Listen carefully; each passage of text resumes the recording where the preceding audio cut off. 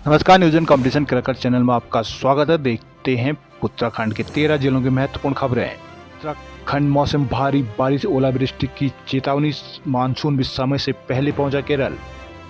उत्तराखंड के पहाड़ी क्षेत्रों में मई माह में बारिश कहर बरपा रही है। प्रदेश में मई में शनिवार तक 78.2 मिलीमीटर बारिश हो चुकी है, जो सामान्य से 59% अधिक है। इस बीच राज्य के पर्वतीय जिलों में रविवार को भारी बारिश के साथ ओलावृष्टि की भी आशंका है। मौसम विभाग ने ऑरेंज अलर्ट जारी किया है। प्रदेश के अधिकांश हिस्सों में 28 मई तक बारिश का मौसम रहने की संभावना है। विभाग के अनुसार केरल के बाद उत्तराखंड में भी मानसून इस बार समय से पहले आ सकता है।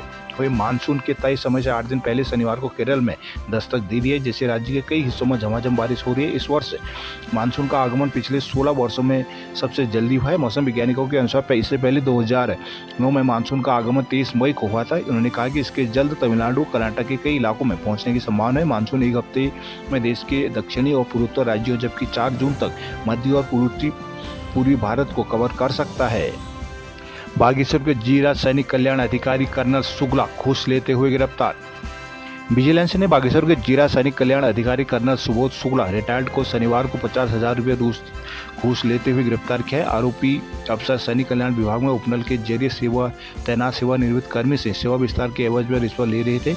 विजिलेंस ने आरोपी के विरुद्ध भ्रष्टाचार निवारण अधिनियम के तहत केस दर्ज किया है। विजिलेंस हल्द्वानी सेक्टर के सीओ अनिल सिंह मनाल ने बागेश्वर में सैनिक कल्याण विभाग में उपनल से तैनात सेवानिवृत्त सैनिक कर्मी सतर्कता अधिष्ठान में शिकायत दर्ज कराई थी। शिकायतकर्ता ने बताया कि उपनल के जरिए सैनिक कल्याण विभाग में उनका 11 महीने का अनुबंध होता है। यह अनुबंध बढ़ाने के एवज में जिला सैनिक कल्याण अधिकारी ने उनसे 90,000 रुपये रिश्वत की मांग की। शिकायतकर्ता को विजिलेंस ने ट्रैप टीम बनाई, जिसके बाद जिला कल्याण अधिकारी ने 50,000 रुपये में तय सौदा किया। तय योजना के अनुसार शिकायतकर्ता घूस की राशि लेकर शनिवार को बागेश्वर के सैनिक कल्याण पुनर्वास कार्यालय परिसर पहुंचे। यहाँ टीम ने जिला सैनिक कल्याण अधिकारी कर्नल सुबोध शुक्ला, मूल निवासी बांदीगढ़, जिला उमरिया, एमपी, हाल निवासी बागेश्वर को शिकायतकर्ता से 50,000 रुपये रिश्वत लेते रंगे हाथ गिरफ्तार कर लिया। देहरादून शहरों के लिए बनेगा ठोस ड्रेनेज प्लान, धामी।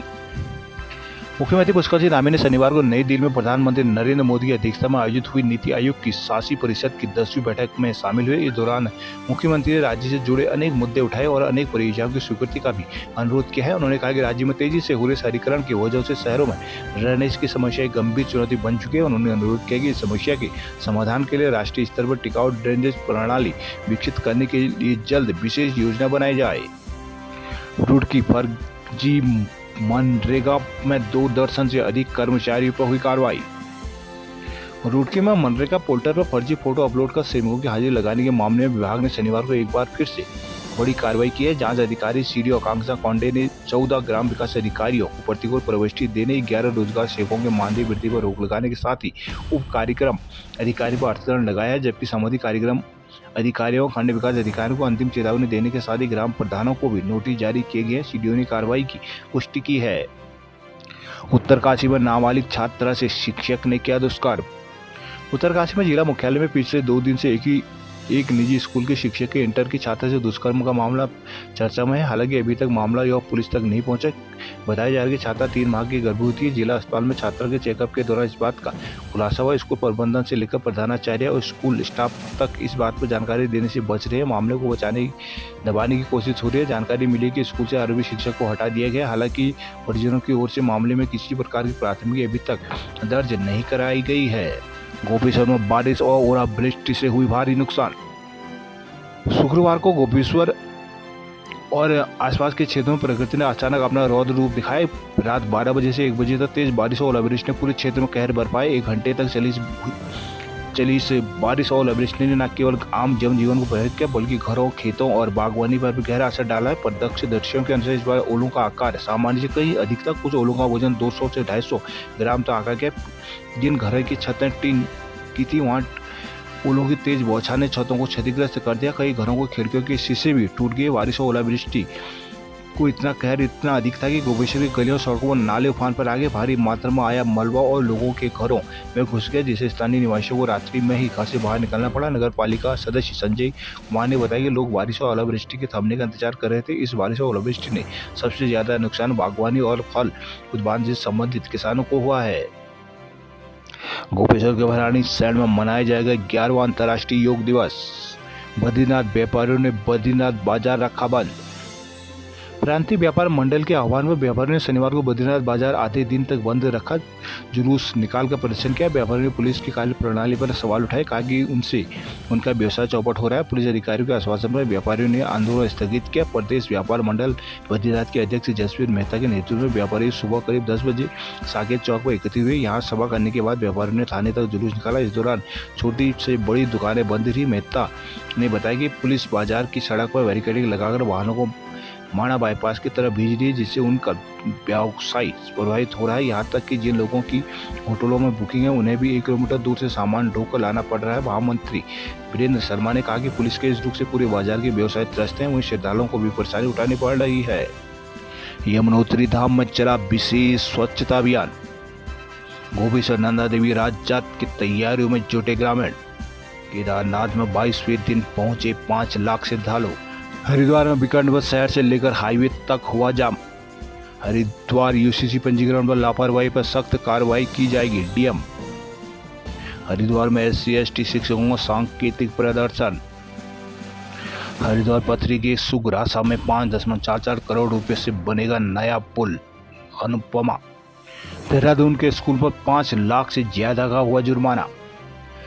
अभिभावकों से मनमानी की फीस वसूल रहा एक स्कूल मान्यता के बगैर ही चल रहा था। जांच में मामला सामने आने के बाद डीएम समीन बंसल ने कड़ी कार्रवाई करते हुए इस स्कूल में 5 लाख रुपए का जुर्माना लगा दिया है। इस कार्रवाई से शहर के तमाम बड़े स्कूलों में भी हड़कंप मचा हुआ है। दरअसल मुख्यमंत्री पुष्कर सिंह धामी के निर्देश पर जिला प्रशासन की ओर से निजी स्कूल की मनमानी के खिलाफ लगातार कार्रवाई चल रही है। डीएम कार्यालय के अनुसार 100 से ज्यादा अभिभावकों ने बनियावाला स्थित द प्रेसिडेंसी इंटरनेशनल स्कूल में मनमाने तरीके से फीस बढ़ाए जाने की शिकायत की है। डीएम के निर्देश पर CDO ने इस मामले में जांच शुरू किया। स्कूल प्रबंधन को पिछले 5 साल में बढ़ाई गई फीस के रिकॉर्ड सहित तलब किया गया, लेकिन कई बार बुलाने पर भी स्कूल प्रबंधन नहीं आया, जिसके बाद स्कूल के दस्तावेजों की जांच करवाई गई तो पता चला कि शिक्षा का अधिकार अधिनियम के तहत कक्षा 8 तक की मान्यता मार्च में खत्म हो चुकी है। जिसके बावजूद स्कूल ने मान्यता रिन्यू कराने के लिए आवेदन नहीं किया, जिस पर जिला प्रशासन ने शिक्षा का अधिकार अधिनियम 2009 की धारा 18 की उपधारा 5 के तहत 1 अप्रैल 2025 से 22 मई 2025 तक 52 दिनों के लिए 10,000 रुपये प्रतिदिन के हिसाब से 5,20,000 रुपये का जुर्माना लगाया। यह भी निर्देश दिया कि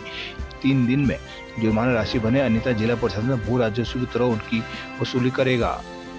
देहरादून में व्यापारियों ने लाइसेंस शुल्क के विरोध में नगर निगम को घेरा। देहरादून में संस्कृति विभाग में सांस्कृतिक दलों का भुगतान रोकने का मामला। कलाकारों के बिल रोकने पर वेतन रुकेगा। हल्द्वानी में महिलाओं का पानी के लिए दफ्तर में किया प्रदर्शन। हल्द्वानी ग्राम पंचायत जयपुर पाडली में जल जीवन मिशन के अंतर्गत 2.5 वर्षों से चल रहे अधूरे कार्यों और बिगड़ी पेयजल व्यवस्था से नाराज ग्रामीणों ने शनिवार को जल संस्थान कार्यालय तिकोनिया पर प्रदर्शन किया। विरोध प्रदर्शन का नेतृत्व ग्राम प्रधान कमल पड़दिया ने किया है। इस दौरान महिलाओं ने कहा कि क्षेत्र में पेयजल लाइनें बार बार टूट रही हैं, जिससे घरों में पानी नहीं आ रहा। बार बार शिकायतों के बावजूद कोई स्थायी समाधान नहीं निकाला गया। अधिशासी अभियंता रवि शंकर लोसाली के ज्ञापन सौंपते हुए मामले में ठोस कार्रवाई करने की मांग उठाई है। रामनगर में आढ़तियों के अफसरों से नोकझोंक। रामनगर मंडी में दुकान निर्माण को लेकर आढ़तियों प्रशासन के बीच तीखी झड़प हो गई है। मंडी में 22 नई दुकानों का निर्माण कार्य शुरू कराने के लिए आढ़तियों ने इनका विरोध किया और पुलिस बल को भी बुलाना पड़ा। मामले की जानकारी देते हुए मंडी सचिव ने बताया कि 22 नई दुकानों का निर्माण कार्य 90.02 लाख रुपए की लागत से किया जा रहा है। दुकानों का आवंटन आढ़तियों को किया जाएगा, जिससे मंडी की आय में वृद्धि होगी। दुकान विहीन आढ़तियों को प्राथमिकता दी जाएगी। आढ़ती एसोसिएशन के अध्यक्ष अजीर रहमान ने प्रशासन को आश्वस्त किया कि मंडी के विकास कार्यों में बाधा नहीं रहेंगे। पूर्व पालिका अध्यक्ष भगीरथ लाल चौधरी के मध्यस्थता में मंडी सचिव और आढ़तियों के बीच वार्ता हुई और आपसी सहमति निर्णय निर्माण कार्य शुरू कराया जाएगा।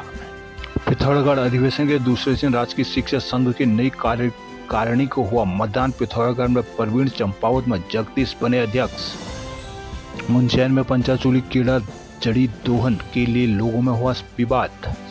अल्मोड़ा राजकीय शिक्षक संघ के जिला अधिवेशन के समापन पर संघ की जिला कार्यकारिणी चुनाव हुए संपन्न। भोपाल बने जिला अध्यक्ष तो मदन मीनाक्षी उपाध्यक्ष।